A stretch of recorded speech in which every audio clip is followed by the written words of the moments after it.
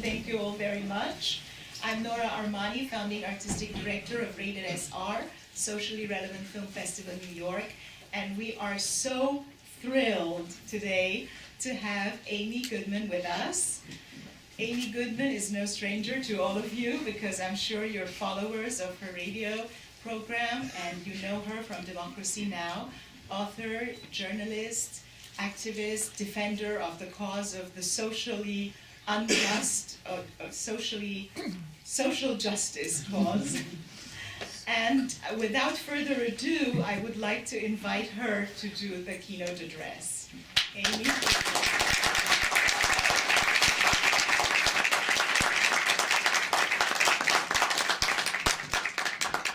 Thank you, Nora, and congratulations on the Socially Relevant Film Festival, Rated SR. I can't think of a more important project to engage in than to bring us 50 films from 18 countries, the work that people dedicate their lives to bring us corporate-free information. Not brought to you by corporations, but brought to you by people deeply concerned about people and the human condition. So how many of you listen to or watch Democracy Now! Woo! Excellent, excellent. So you probably don't need this background, but I'm going to tell you it anyway. Being in WBAI land, I always like to start with Pacifica Radio. So I originally come from Pacifica Radio, which was founded 65 years ago in 1949 in Berkeley, California, by a war resistor from World War II named Lou Hill. When he came out of the detention camps, he said, there's got to be a media outlet that's not run by corporations that profit from war, but run by journalists and artists. And that's how Pacifica was born. As George Gerber, the late dean of the Annenberg School of Communications, said, not brought to you by corporations that have nothing to tell and everything to sell that are raising our children today. And so Pacifica was born. KPFA, Berkeley, California, 1949. KPFK in Los Angeles, 1959. WBAI right here in New York, 1960. WPFW, the fifth of the 5 stations in Washington, 77. And in 1970, KPFT went on the air in Houston, Texas, in the Petro Metro. Now, KPFT has an unusual distinction. It's the only radio station in the country that was blown up. It went on the air in the spring of 1970, and within a few weeks, the Ku Klux Klan strapped dynamite to the base of the transmitter and blew it to smithereens. Now, when they got back on their feet, I mean, what it did do, the silver lining, it's not as if Pacifica had money for advertising, it certainly blew KPFT into the consciousness of the potential listening audience of Houston. And when they got back on their feet and they rebuilt their transmitter, the Klan blew it up again. Right in the middle of Arlo Guthrie singing Alice's Restaurant. So this time, when they got back on their feet again, it was a national event. PBS broadcast, KPFT getting back on the air. Arlo Guthrie came to Houston, and the network went on the air with Arlo Guthrie finishing Alice's Restaurant. Now, I don't know if it was the Exalted Cyclops or the Grand Dragon, because I often confuse their titles. But he said it was his proudest act, destroying KPFT. I think because he understood how dangerous independent media is. Dangerous because it allows people to speak for themselves. And I include in that documentary films. Dangerous because when someone speaks from their own experience, it challenges the hate groups.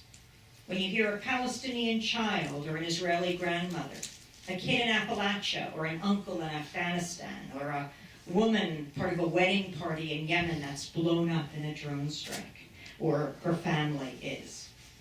When you hear their stories, when you know their names, it is much harder to caricature or stereotype.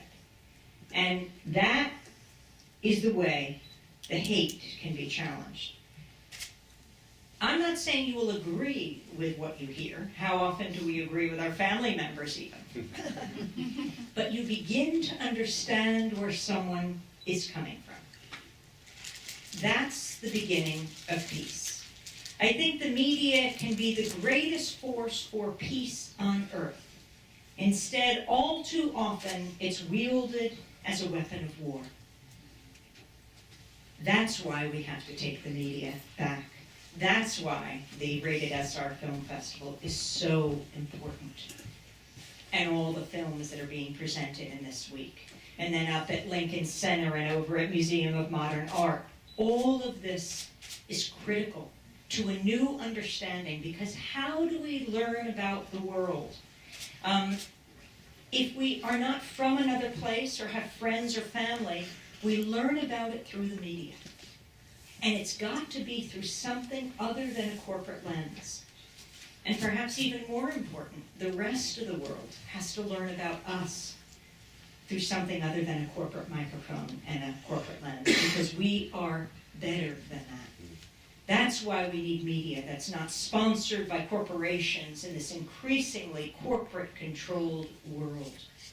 We need to hear people speaking for themselves. If they can't tell their own experience for a particular reason, then we tell those stories until they can tell their own. The media has so often been used as a way to galvanize support for war. And I mean, it's very concrete, the examples. Go back 10 years to the invasion of Iraq. You know, right before the invasion, remember February 15th, 2003, a few weeks before the invasion, when millions of people rocked the globe for peace and protests all over the world? A group, FAIR, which is based here in New York, Fairness and Accuracy in Reporting, did a study 6 weeks before the invasion, right around the 2 weeks that Colin Powell gave his push for war at the UN when he was Secretary of State. That was such a critical speech, because he had been dragging his feet on the war, and for him to say the evidence was in, which of course proved to be false, weapons of mass destruction, was the final nail in the coffin for so many. But in that 2-week period around February 5th, FAIR did the study of the 4 major nightly newscasts: the NBC Nightly News, the CBS Evening News, the ABC World News Tonight, and the PBS NewsHour. In that 2-week period, there were 393 interviews done around war. Now, this was a time when the country was divided. So you think, 170, 180 interviews for and against. No. Of the 393 interviews done around war, only 3 were with anti-war leaders. 3 of almost 400. That is no longer a mainstream media. That's an extreme media beating the drums for war.